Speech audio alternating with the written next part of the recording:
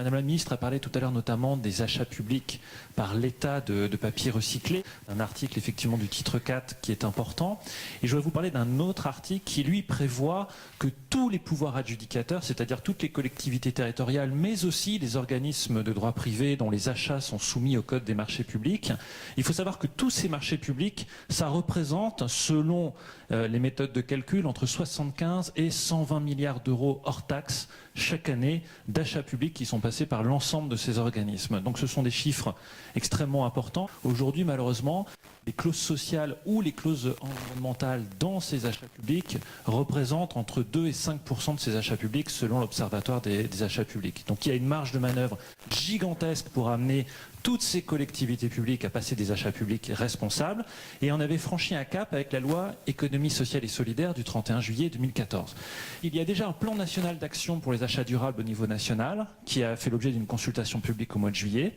avec le volet économie circulaire. Et là, il s'agit de demander aux grands pouvoirs adjudicateurs, essentiellement les régions, les départements, les grandes métropoles dans un premier temps,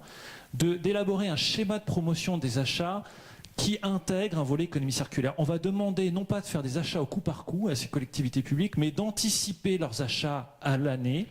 et d'expliquer, notamment par rapport à leur territoire, par rapport aux industries qui sont présentes sur ces territoires, parce qu'il s'agit aussi de relocaliser l'économie, d'expliquer comment elles vont dans leurs achats publics intégrer la question de l'économie circulaire.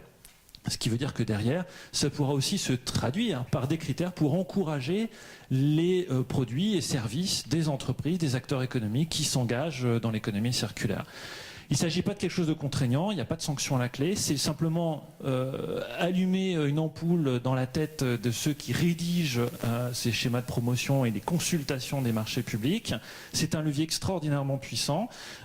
qui va peut-être permettre à ce que toutes ces collectivités s'intéressent à des produits et services recyclés, réutilisés, mieux sourcés,